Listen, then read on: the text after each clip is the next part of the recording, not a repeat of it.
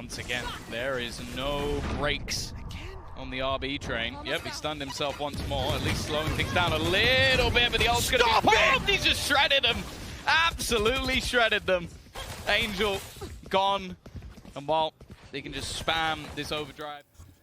So for this video, I'm going to go over why every team should try to ban Fracture against DRX if they can.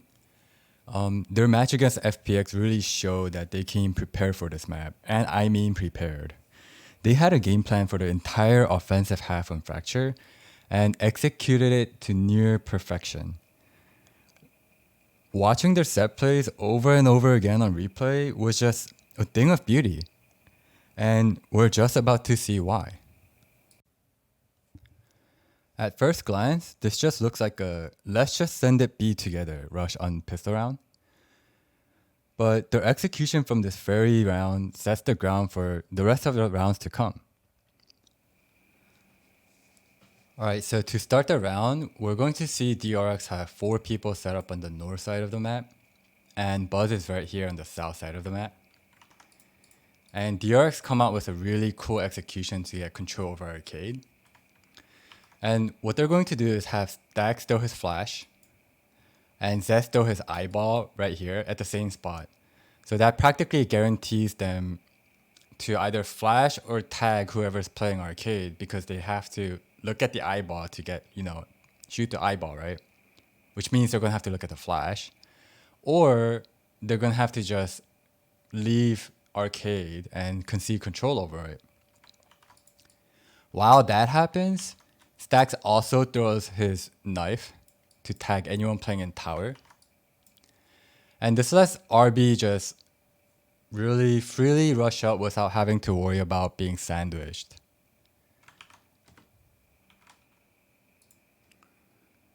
Alright, so we'll see how this plays out. With a different map pool to a Masters event, like they like to switch things up, so as you can see, the flash pops, right? And then the eyeball comes right here. So if there was anyone playing from Arcade anywhere close to where the flash is so high that if you dodge the flash, the eyeball's gonna pop and tag whoever's in Arcade. And this is a really great way for DRX to get information and control over Arcade. Meanwhile, you're gonna see the knife right here gets all of tower. And this tags anyone playing in tower, in this case, Cider for FPX. And this makes it really difficult for whoever's playing in tower to peek out to see anyone pushing Arcade from DRX's side, since they won't have any abilities and there is a lot of pressure on them from being suppressed. So we'll see RB just run up towards B side through Arcade really fast with the rest of his teams following up. Normally, this is a really hard shot for anyone to hit, but Artist lands that difficult shot because, he is, after all, I think one of the best shooters in the game. Unfortunately, I think this smoke,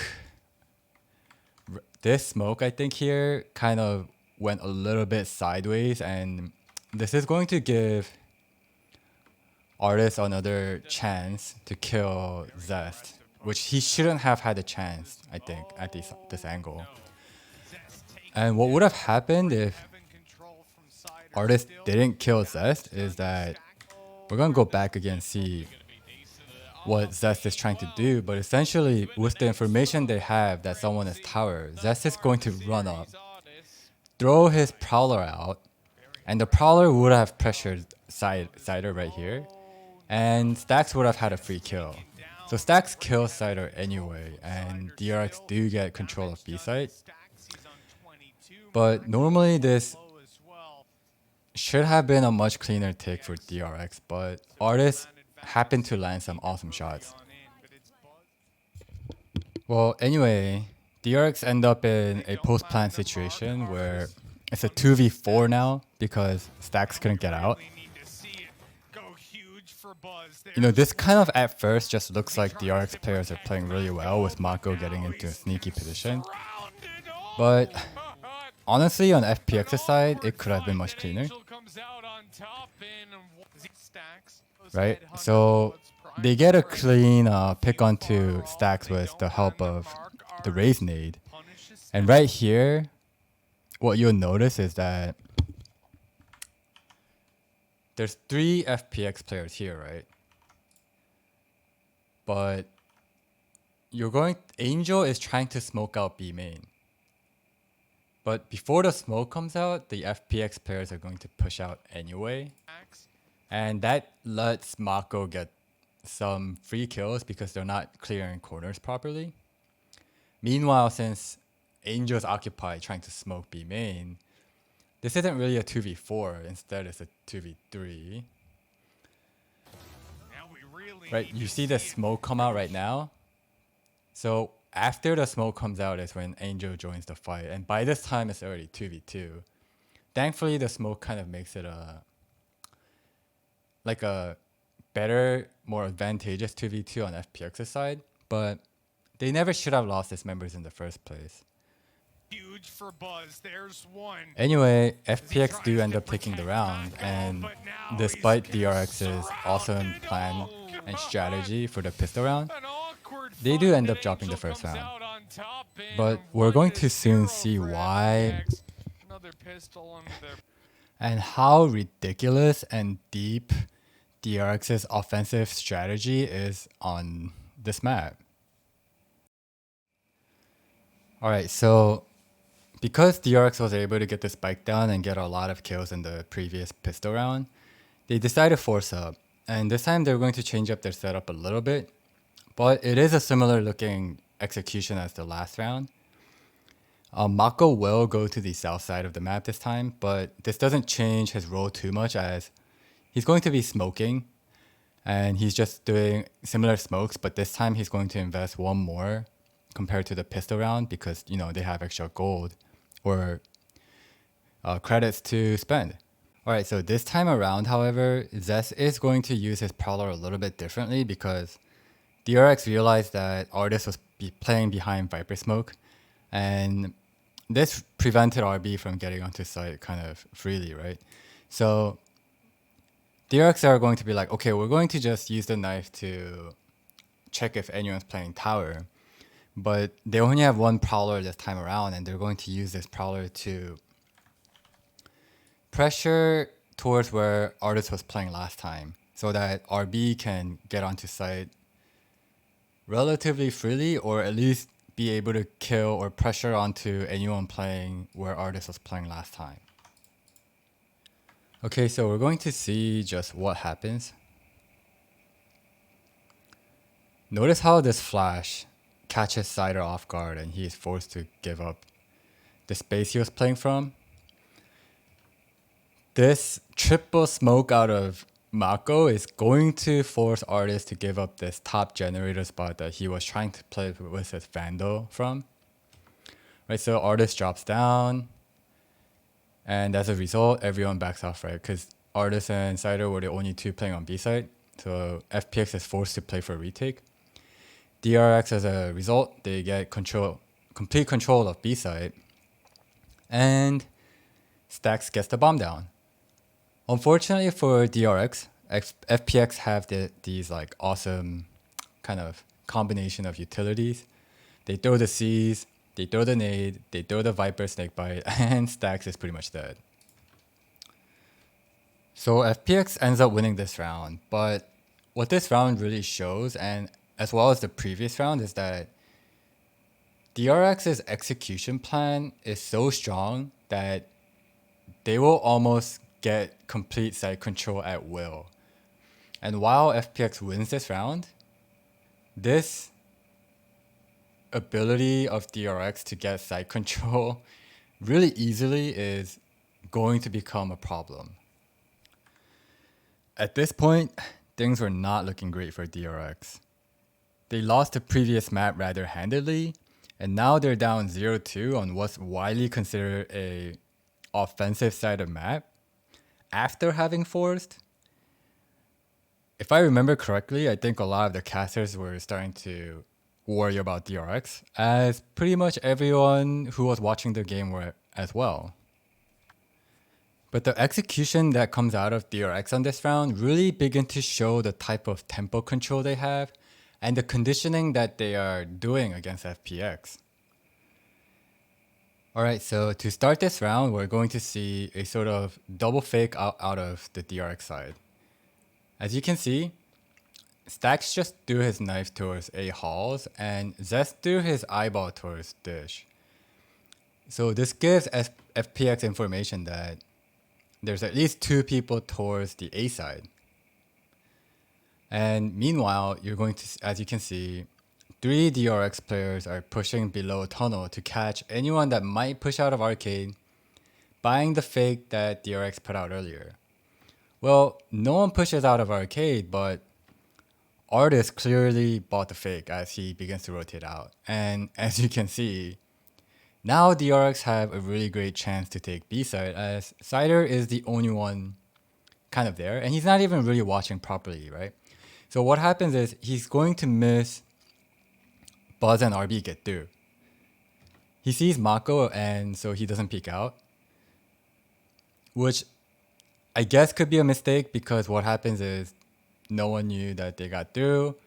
Artist is kind of rotating back slowly, but he gets caught off guard, and that's huge. And we already see the conditioning come through for DRX, right? Because FPX just don't imagine that they're walking on towards site when the previous 2 rounds, DRX have been full sprinting towards B. With this pick onto Artist, now Buzz gets a Vandal, and RB got a free pick onto Cider because he also didn't know someone was already behind him. And now it's a 3v5 situation for FPX. And then this unfortunate thing happens where Xiao kind of gets timinged, so he dies. Zest catches Zippin off guard as well, and all of a sudden it's an unwinnable situation for Angel. So as a result, what should have been an easy round for FPX turned out to be a nearly flawless round for DRX with a bunch of weapon upgrades, even though 2 of them are Spectres. And we begin to see the strengths of some of DRX's strategy on this map. Alright, so we go to the next round, and this is the round that you really get to understand that DRX have a much better read on what's going on during the game right now compared to FPX. Look at how DRX is all grouped up towards the south side of the map, when every time so far on their B takes, it has been arcade focus, right? They always had more people on arcade and they always had this cool combination of skills to guarantee space onto arcade. And in FPX's perspective, they have 3 people on A side because they're probably thinking DRX has to come A now, right? It's about time they come A. Well, DRX is thinking, FPX is probably thinking that, so we're just going to keep going B. But if FPX does have 3 people on B side, they're going to have more people on arcade. So we're going to go all 5 main. Well, actually 4 main we're going to see. And we're going to see Buzz have this like cool, like slow push below tunnel because they predict that FPX will have a arcade focused defense if they had 3 people on arcade, which they didn't, but if they did, this attack would have still worked. Alright, so let's see what happens. Anyway, of course, after having gone slow the previous round, DRX are going to go fast. And they are going to go all main, which they have never done before. Angel just kind of, you can tell he wasn't expecting that, right? He's looking towards arcade, like I said, because they're a little bit conditioned to be wary of the arcade side if it is a B hit. And look at how Buzz is positioned here, right? Because DRX are expecting a arcade focused defense should FPX have been stacked on the B side. He's just trying to kind of protect DRX from being flanked below tunnel or catch someone off guard if they're trying to flank DRX.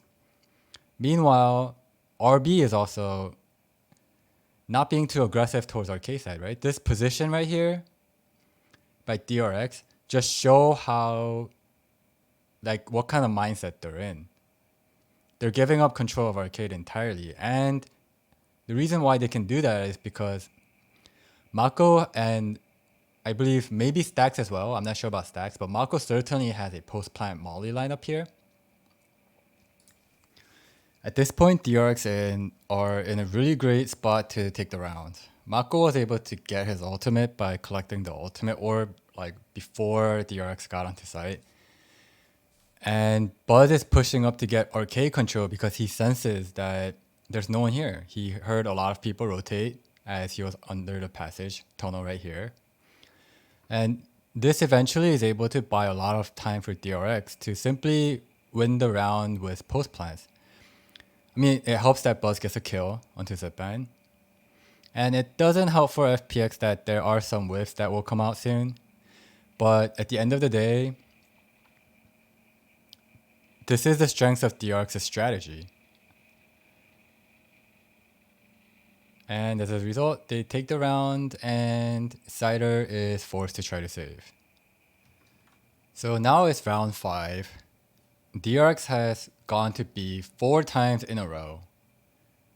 FPX are clearly thinking it must be an A hit this time around.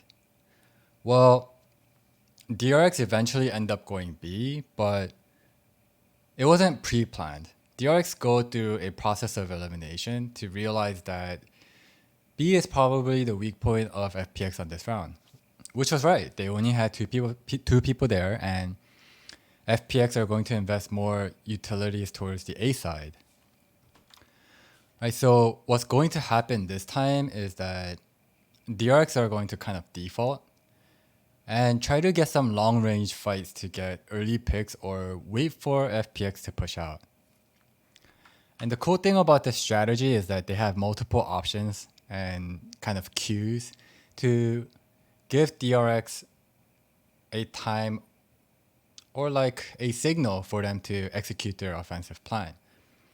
Notice how this trip here is on the north side of the map despite no DRX player being on that side.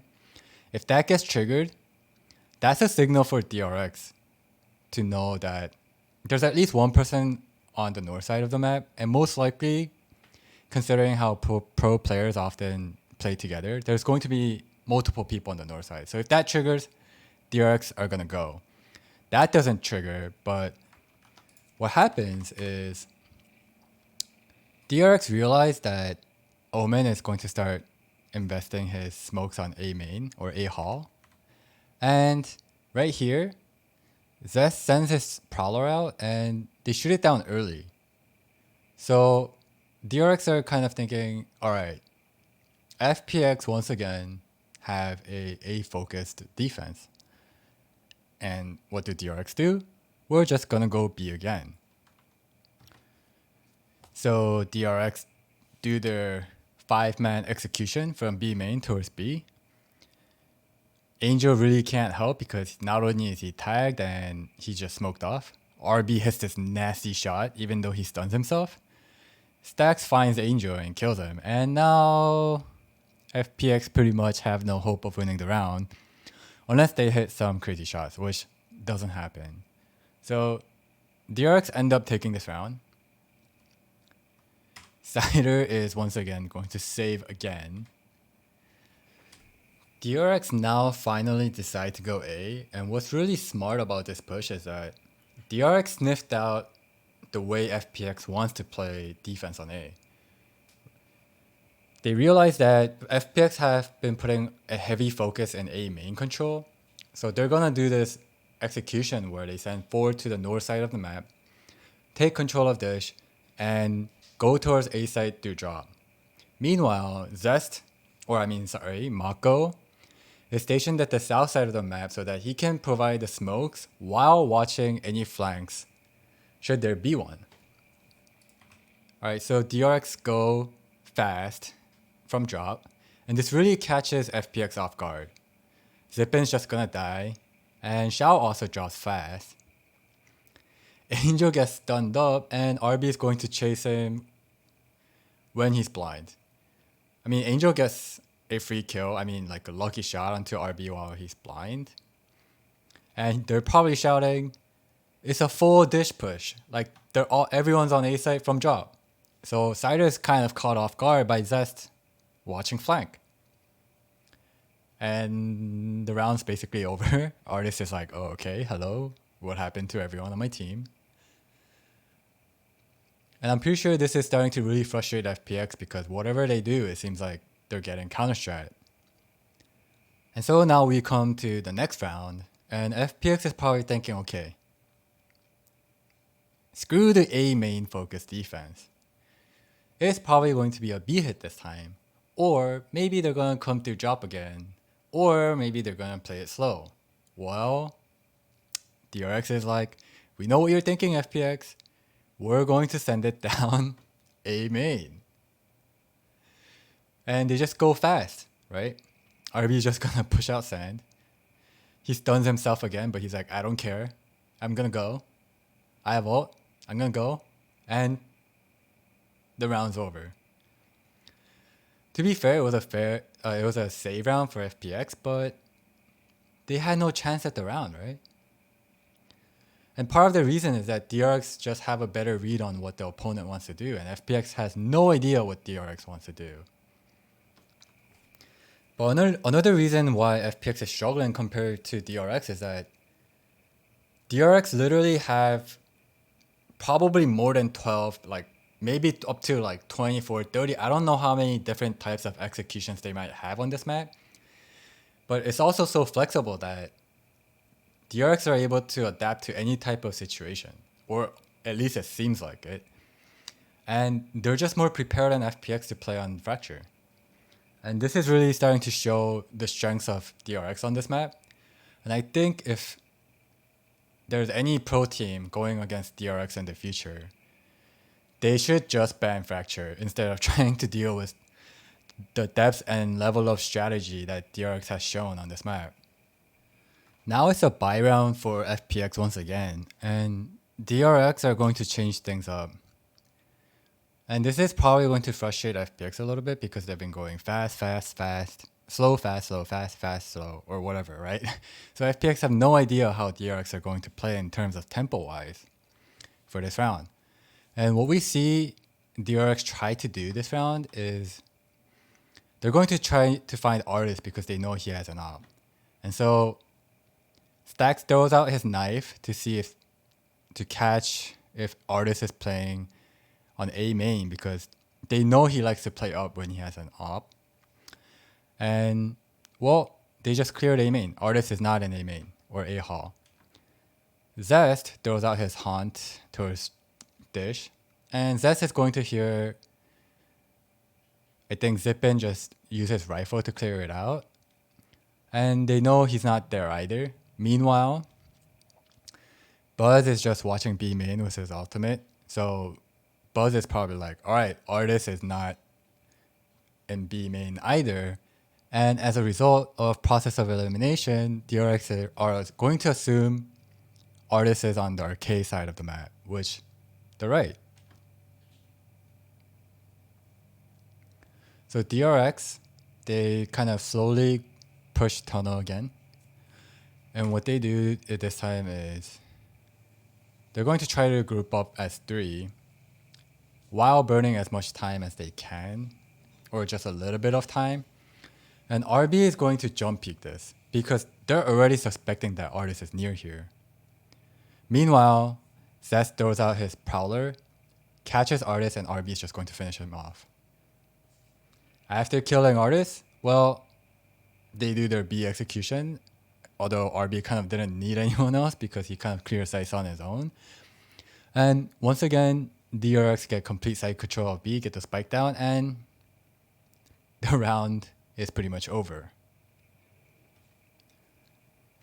And you can also really tell FPX players are sort of becoming tilted because at this point, they should be saving the rifles, right? Like, yeah, they're going to just go down 2-6 if they don't try anything, but this is practically an impossible situation to win the round anyway, and their econ is kind of broke. But they're sick of they were probably sick of saving because they've been saving so many times. But yeah, you can tell DRX are getting to them mentally because Artist doesn't teleport out of there. He's taking the risk to take the fight. The last two remaining FPX members are not even trying to save their rifles. They're just going for the 2v5, and DRX now have a complete control on the round, or I mean the game. Alright, so to finish things off, we're going to see DRX put out a fake execution towards B site, which FPX really have no option but to fall for because they've been so hopeless in trying to stop these fast pushes or even slow pushes out of DRX when it comes to basically any type of execution. And they just kind of slowly wait to see if anyone's going to make a mistake out of FPX's side. And DRX group towards the east side of the map. RB is going to throw out his wall once they see the Omen Paranoia come out from A halls, and the rest of DRX players just push A. Catch, Zippin, and Angel trying to walk and flank as fast as they can, but it was a DRX fake, and FPX fall for it. And once again, it's an easy round win for DRX. So that does it for this video, and I hope you guys enjoyed it. And I hope that this video showed you guys how strong DRX is on this map. You can look at each rounds individually and realize how brilliant they are. But then when you combine everything and recognize the kind of effects that it can have mentally for their opponents round by round, it's even scarier to watch how DRX just plan an entire half and orchestrate it almost perfectly. I think that every pro team that's going against DRX on this tournament should ban Fracture, and it's certainly DRX's strongest map, without a doubt. If you liked the video, please like, subscribe, comment, and all that good stuff. And thank you for watching.